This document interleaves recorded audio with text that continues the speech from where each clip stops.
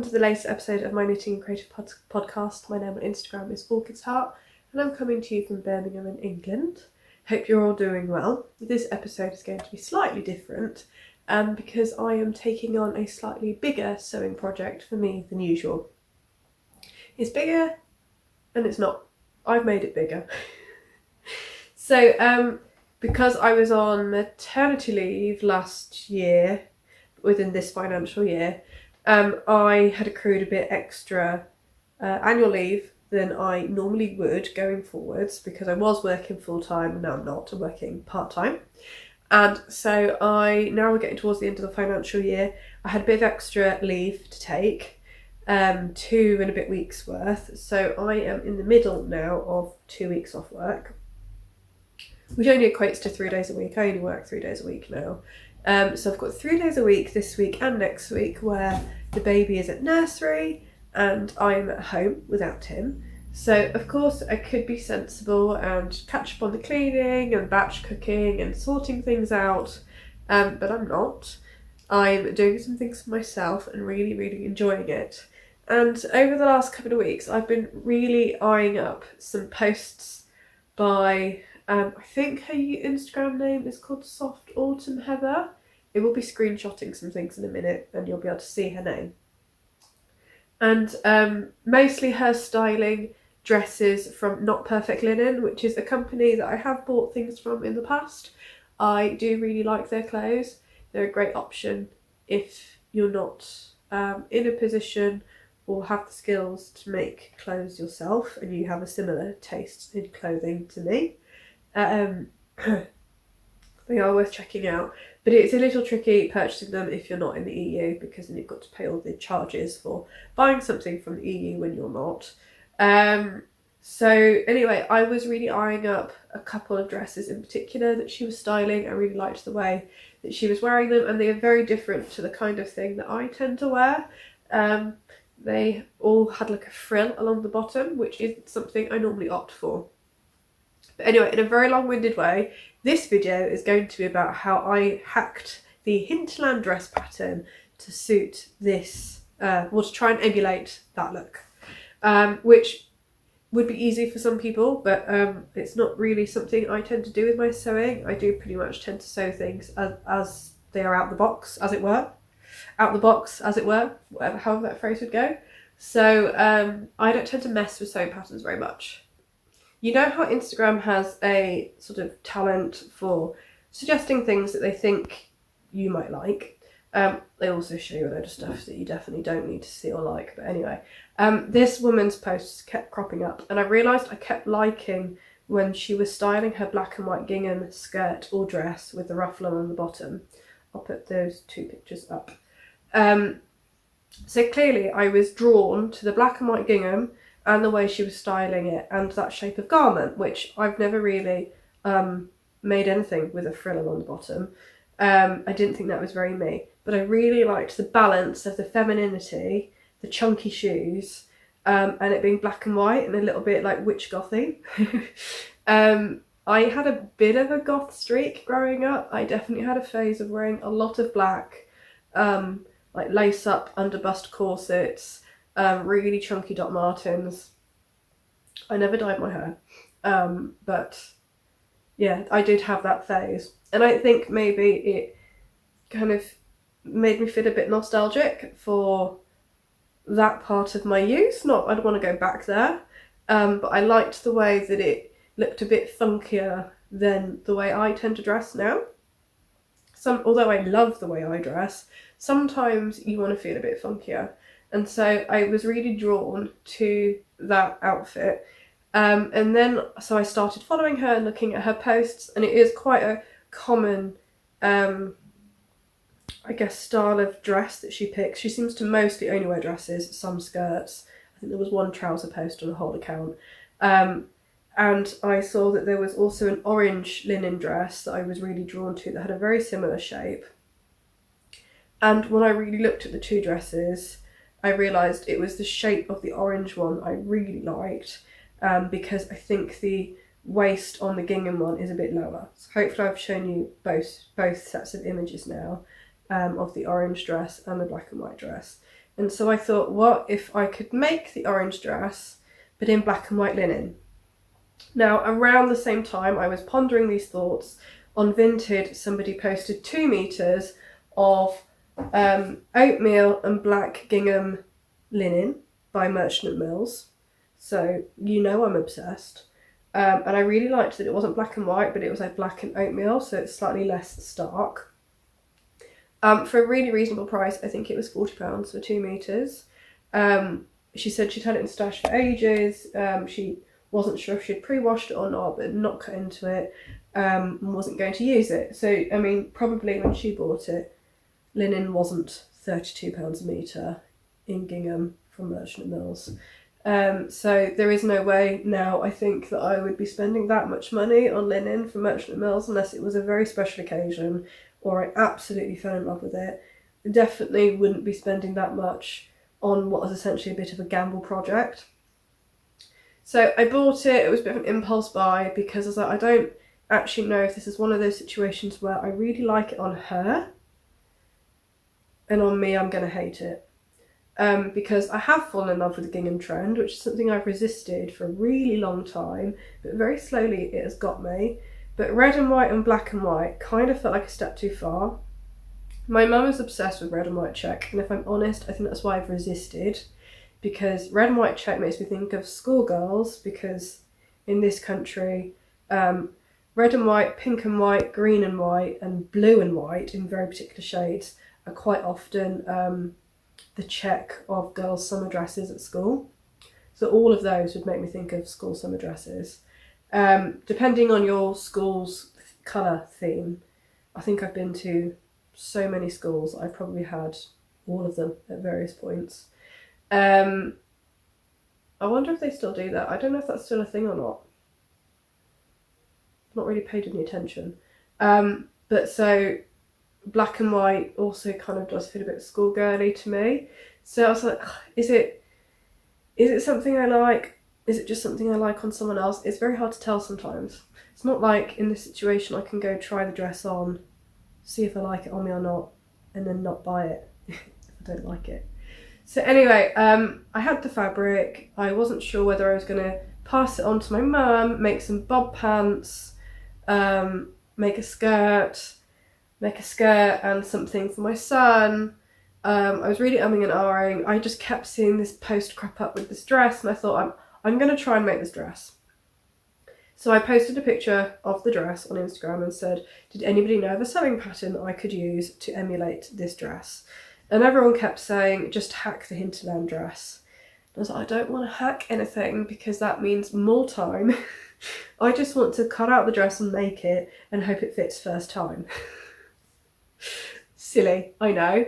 And so, you know, I think 5 or 6 people said to me, Hinterland dress, and nobody made any suggestions of any other sewing pattern, and I couldn't find one. So I thought, right, well, I have the Hinterland dress.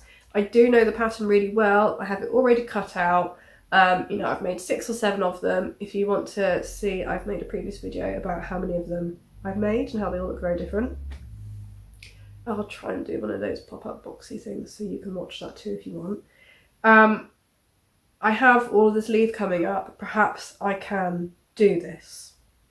It's not so bad. So anyway, I started out by really studying the pictures and then drawing really badly kind of what I was looking at and making a few notes about what I needed to do to go from the Hinterland dress pattern to that. I don't think this image is particularly accurate because I'm not very good at drawing. But I made a few notes. So I will talk you through in a separate video in a second. Past me, because I'm actually filming this in the future, I'm halfway through it now. And the process that I went through for the first mock-up and what I did.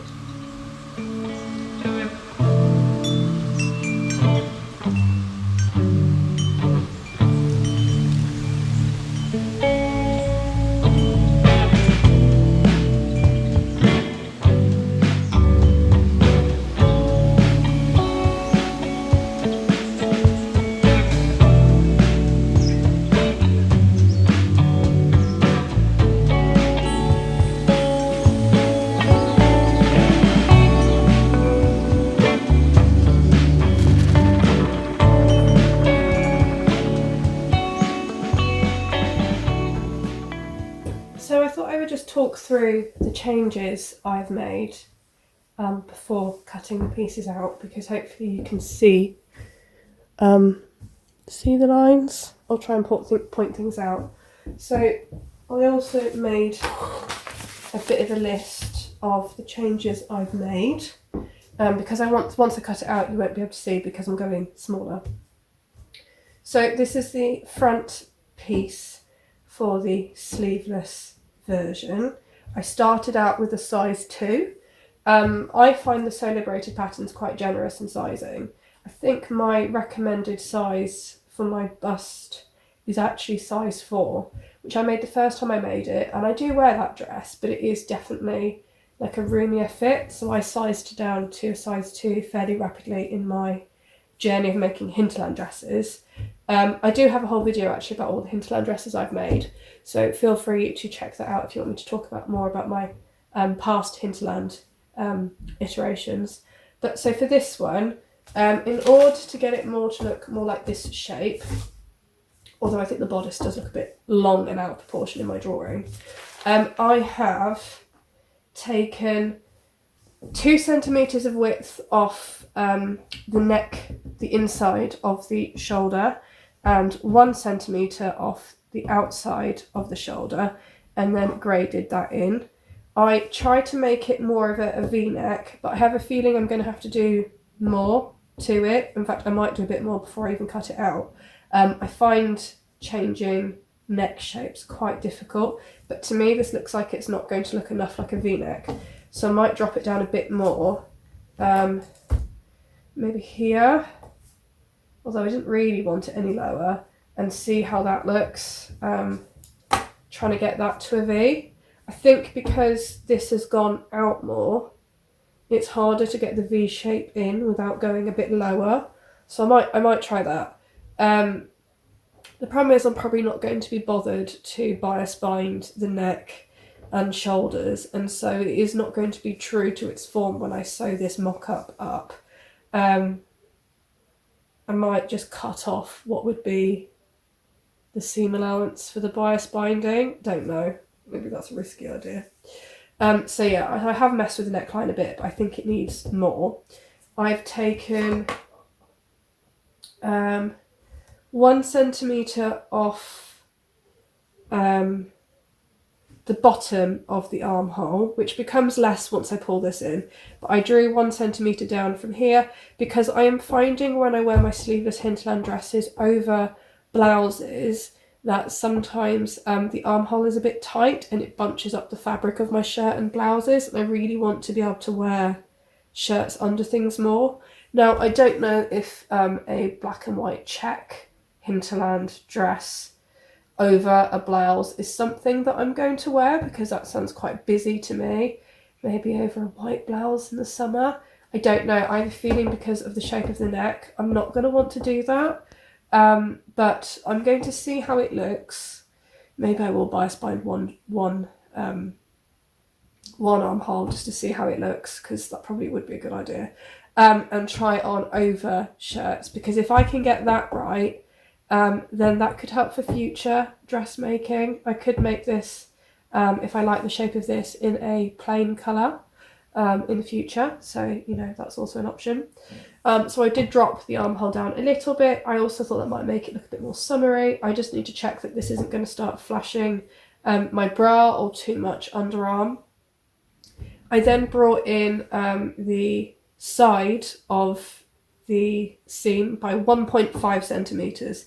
Now this is a bit risky because obviously if I do this on every seam, outer seam, which I have, that means we're losing 6 centimetres in the circumference of the dress. So this could make it too small.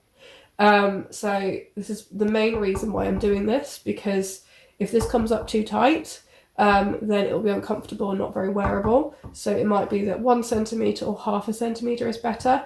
But again, I find with the Hinterland dress, the bodice is quite roomy, so I wanted it to have a more fitted, elegant shape. And then because I don't really know very much about bust darts, I've just pulled it in 1.5 centimetres. That could be an error, so that's another reason why I need to do this mock-up, because I don't know how that's going to look. So, you know, this is trial and error. So that's the I didn't write, that's the front piece. I need to write front on here. Front. And I've written this all on here because if this does work out, I will unpick it and that will be the pattern. I'm probably not going to then trace out onto paper as well. I'll just keep the fabric in my pattern envelope. Right, and so this is the back piece. So very much similar to the front. I took the side seam in 1.5 centimetres. There's no bust dart on the back, so that was really easy. Sorry, no, I started off by dropping the armhole down 1 centimetre and then bringing the side in 1.5. So obviously it's slightly less by the time you bring that in. I took it 1 centimetre in up here and then a little bit more than 2 on the neck because I realised otherwise, for some reason, the pieces aren't the same size, but they didn't seem to start out as the same size. I think I've always felt when I sew the sleeveless Hinterland dress, I always seem to have more width on the back shoulder than the front. And I always end up grading it out while sewing it together. So I don't know what that was about. So I've tried to match it up myself this time. And then to balance that out, the back of the neck is slightly lower. I don't know really if for a summer dress it should be much lower. Especially if it's quite low at the front. I don't know, but then maybe it's quite nice having your neck covered, less likely to get sunburnt. So I'm going to cut this out now, maybe smooth out any slight angles whilst cutting it out, and sew it together. I do need to, because I'm doing the front placket version, I will also need to cut out a strip of fabric to do the placket, because I think that will impact how it fits. I'm obviously not going to do the buttons for the placket, I will just pin it closed. But yeah, so I'll do that. Because I also might need slightly, I mean, not in this, probably not in this case, but I might need slightly more or slightly less fabric or length on the button placket. So that's what I'm going to do. I would also need to be mindful when sewing up the final version of the bodice that I need to add on belt loops. But I'm not going to worry about that this time because it's not a big deal. So yeah, that's what I'm doing.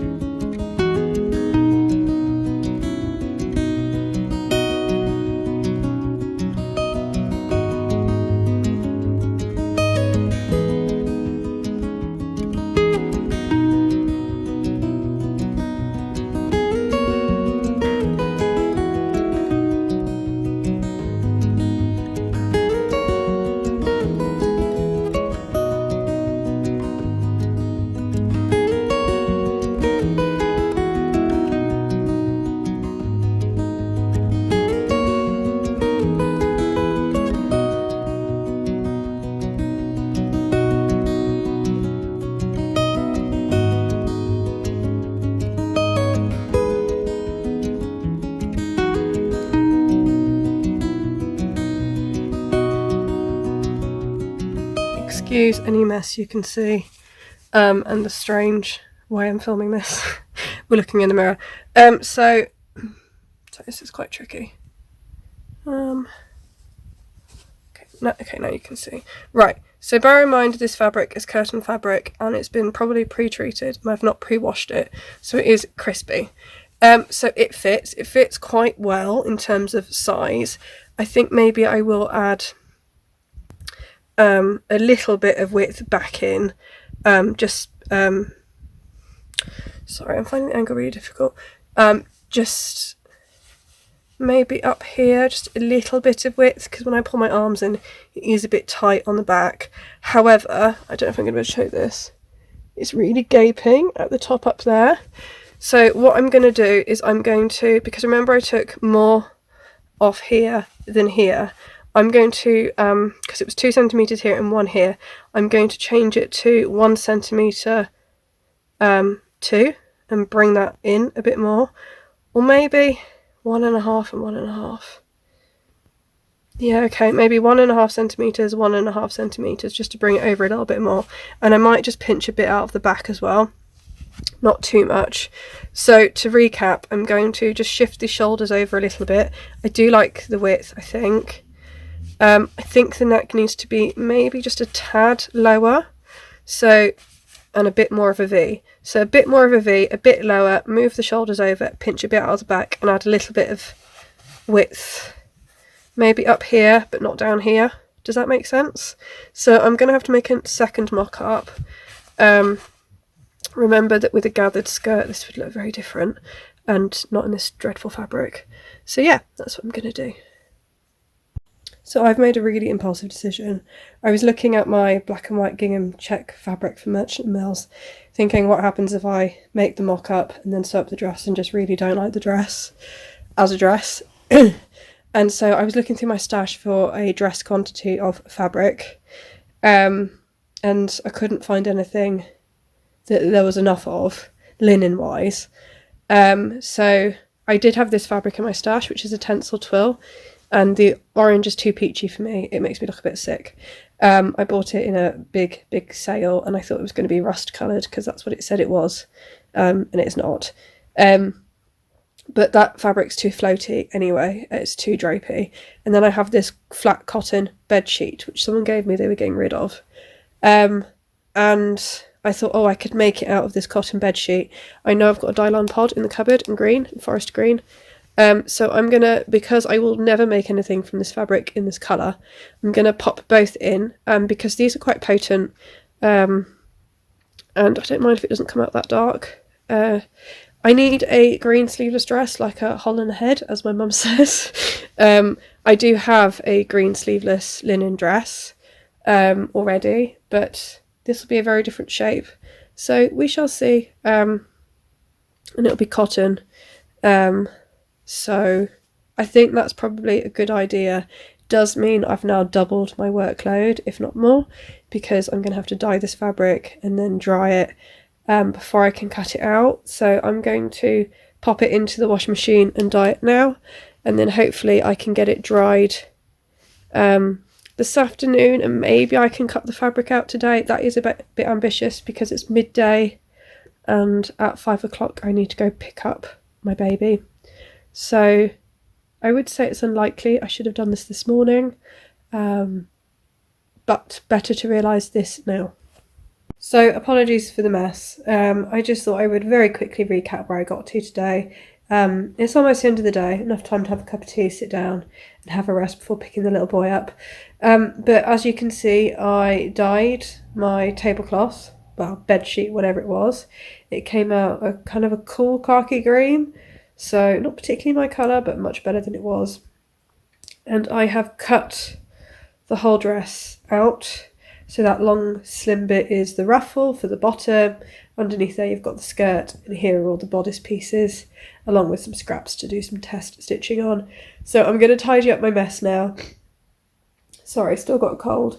I'm going to put the house back to normal and then have a rest and call it quits for today.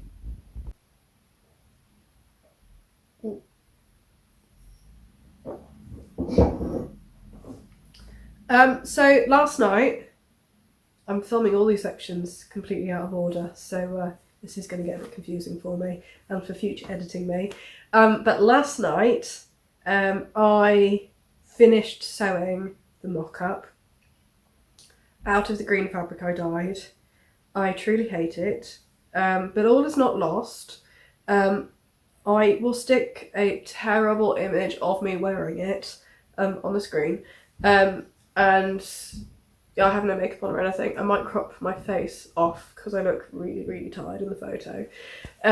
So anyway, the fit was a bit wonky.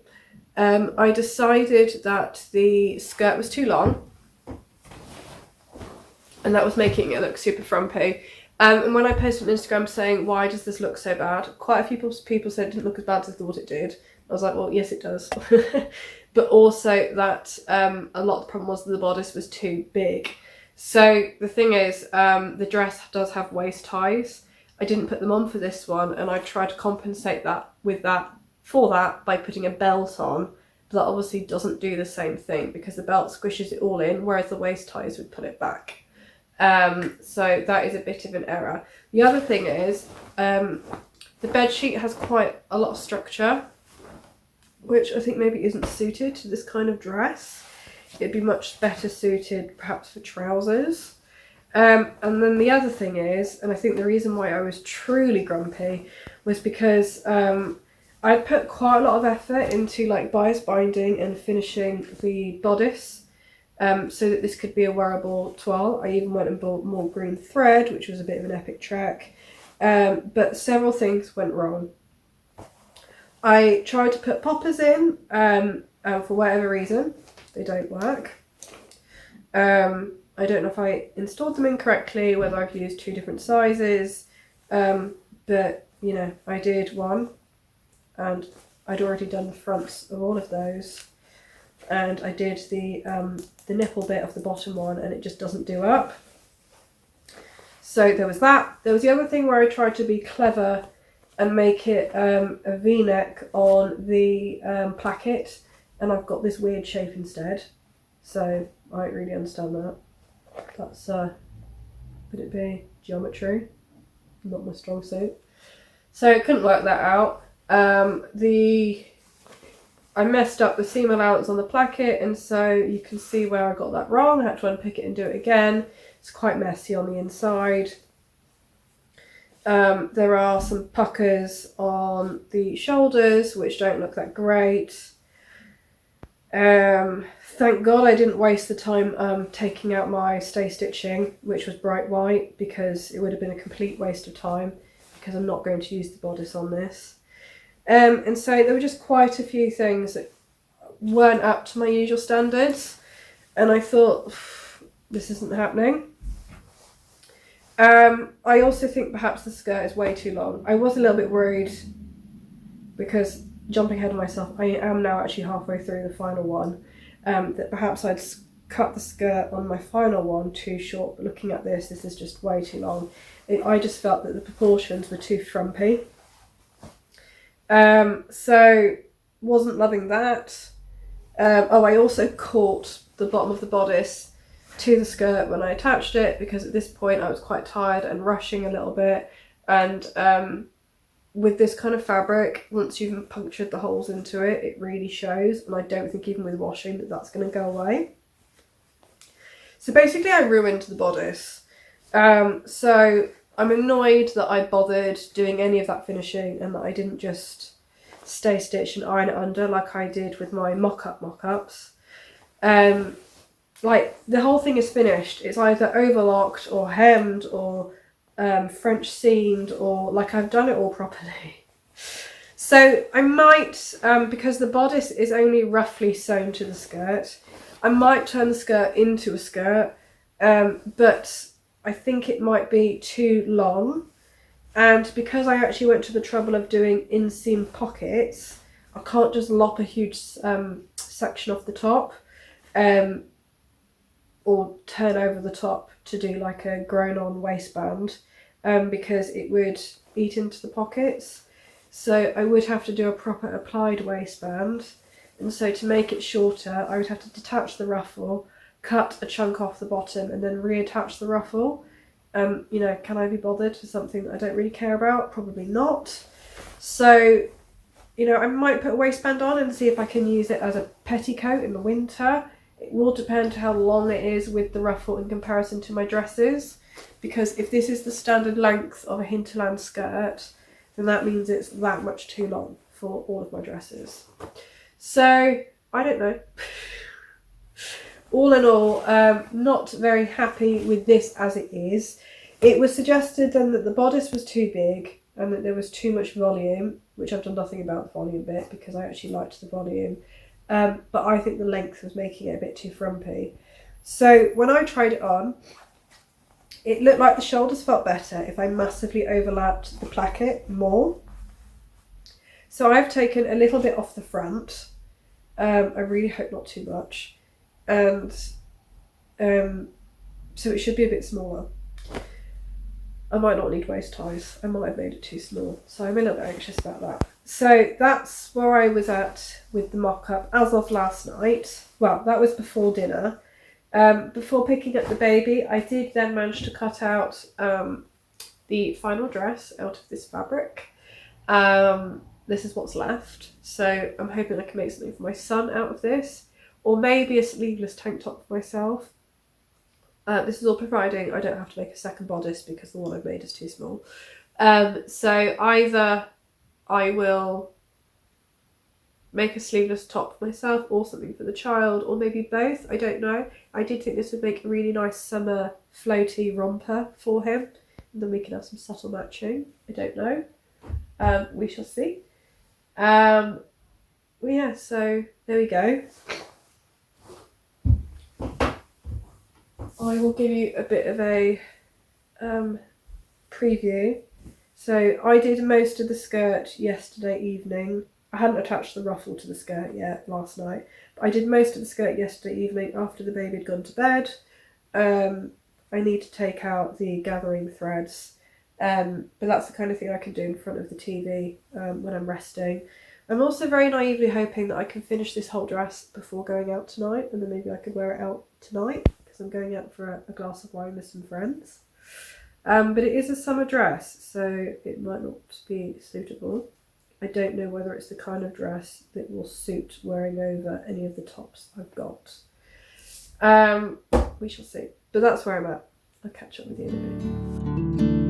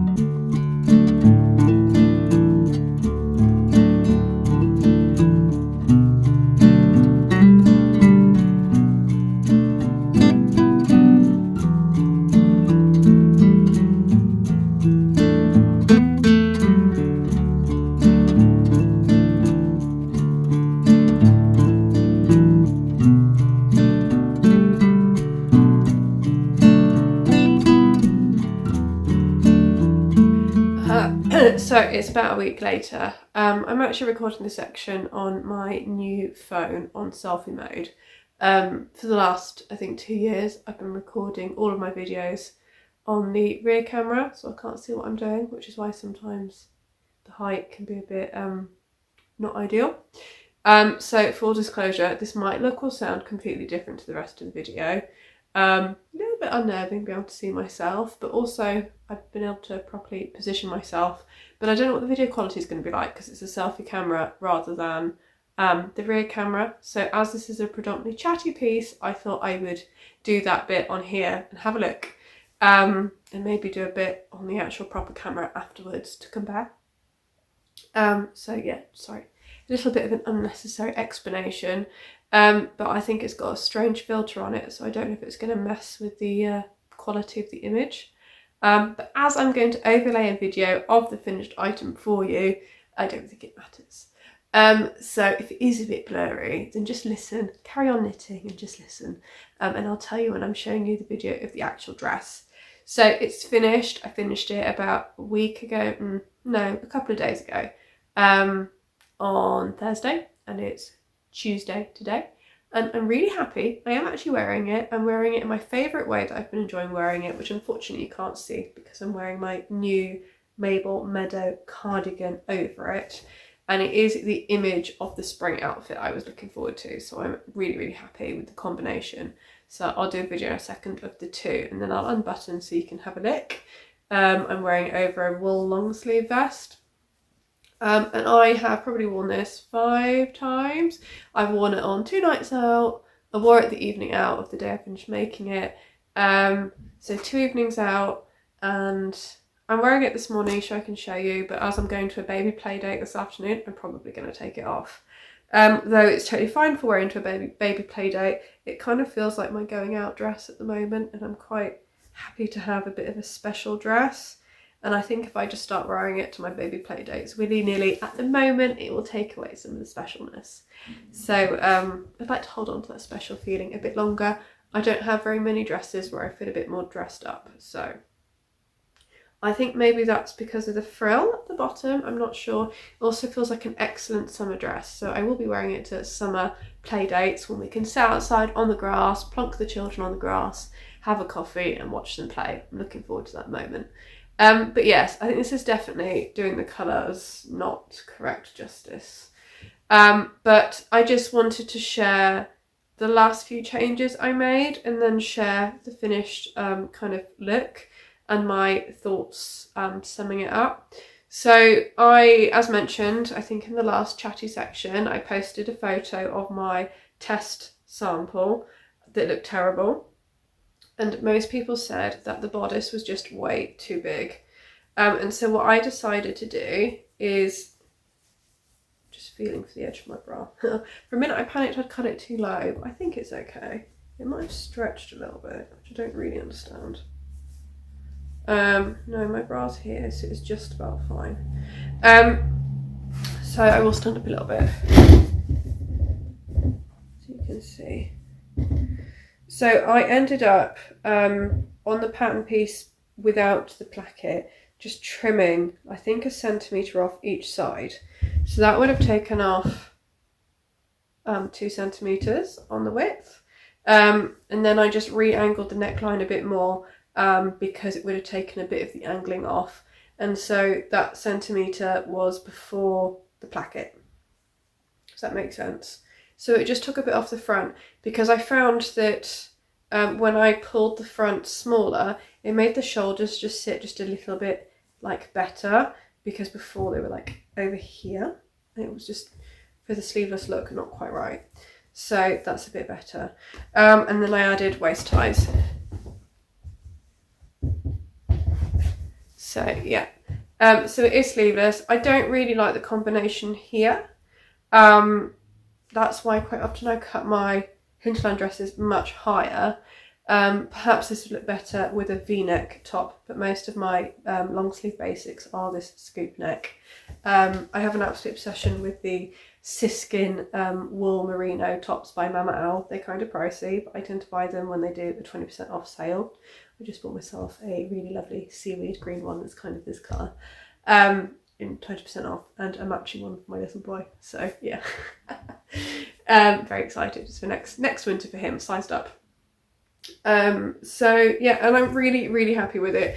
I did think when I was trying on that the sample one and asking for people's thoughts that it was a complete disaster, a complete waste of time. And when I cut the fabric out, I was doing it slightly in blind faith, thinking, is this going to work out?